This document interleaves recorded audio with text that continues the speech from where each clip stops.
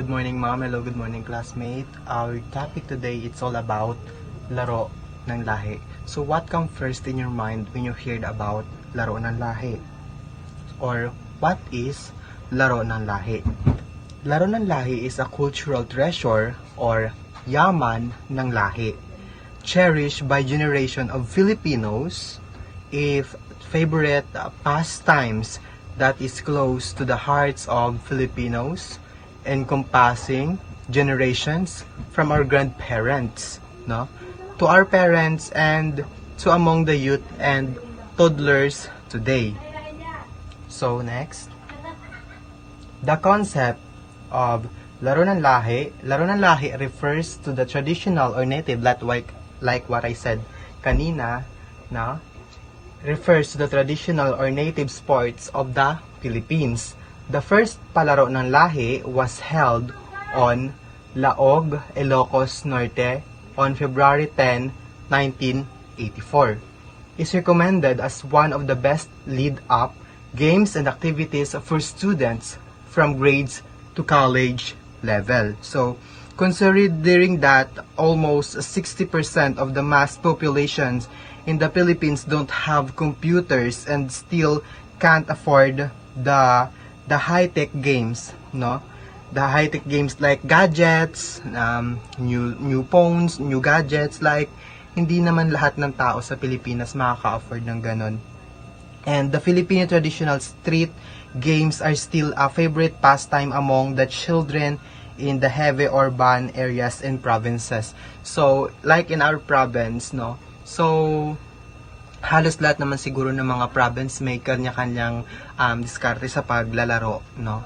So, the Filipino games bring good memories of friendship and fun among those who have played it.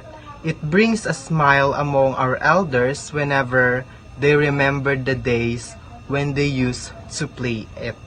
It brings out the child among our parents when they mention it and vividly remembering their childhood playmates and the neighborhood where it be. So yung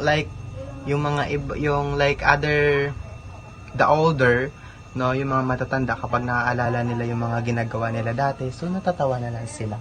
So next. So yes, laro ng lahi help students develop health and fitness programs like vigor, flexibility, agility, and endurance. So, and meron din dito, so what can we get in playing larong lahi? So, when we are playing traditional Filipino games, we are doing many things. First, the heart and circulatory system. Regular exercise or playing healthy games makes the heart muscles stronger and more efficient. The heartbeats of an athlete do not increase appreciably even when doing something requiring physical exertion and revert very soon to the normal rate afterwards. In contrast, even a little exertion. So, that is yan yung mga nakukuha ng larong lahi. So, first is the heart and circulatory system. Next, the respiratory system. So, the first is the heart and circulatory system. Second, the respiratory system. So, breathing becomes not only more rapid, but also deeper, no? Thus, making increased quantities of oxygens available. So, first, the heart and circulatory system. Second, the respiratory system. So, third, the musculature. So, healthy games strengthens the muscles, promotes their development, and increases their efficiency. Stronger muscles lend better support to the joints, no? So next, the skin. The pores of the skin open up during exercise The result is a healthier skin because of more efficient disposal rather is impurities and dirt. Fifth, temperature of the body. So the temperature of the body raises during playing. This promotes the burning up of the toxic substances in the body. So in short, all the systems of the body derive invaluable benefits from playing healthy games or exercise. So, yan yung mga nakukuha ng ating katawan sa larong lahi. So, laro ng lahi, it develops group quantities like cooperation, teamwork, and the coordination. So sa cooperation, syempre, sa mga kapitbahay na may ingay, sarap sakalin, no? Reset. Sa cooperation show, syempre dito mo yun makikita yung tsaka yung teamwork sa kada barangay. So may makakasama ka doong mga magiging kalaro mo. So doon ka makikipag-cooperate, doon din yung mabubuo yung teamwork at saka coordination. And the history of laro ng lahi, my next reporter po tayo dito, and my report is all about laro ng lahi. So that's all my report. Thank you. Good day everyone. The topic assigned to me is History of Laro ng Lahing Filipino. In some several study made by scholar in our country, specifically the book of A Study of Philippines Games 1980. Author Melilyn Dicho Lopez emphasized that laro is the Filipino generic term for all forms of recreational play. The closest word term for the game is the palaro, referring to a group of special occasion games that take place during wakes, festivals, and town festas. We have here popular traditional Filipino games. We have bahay-bahayan, larong luksong baka, Chinese garter, and the last is patentero. So first, traditional Filipino games is bahay-bahayan. So, bahay-bahayan, this is role-playing game where children act as a member of an imaginary family. So, bahay-bahayan is a pretending diversion where kids go about as members of the imaginary family once in a while, to the degree that one of them was into the family pet. They at the point carry on different family circumstances. For example, sapir, going to mass, clothing, and so on. It would be perfect if there are 4 to 5 players of this fun game.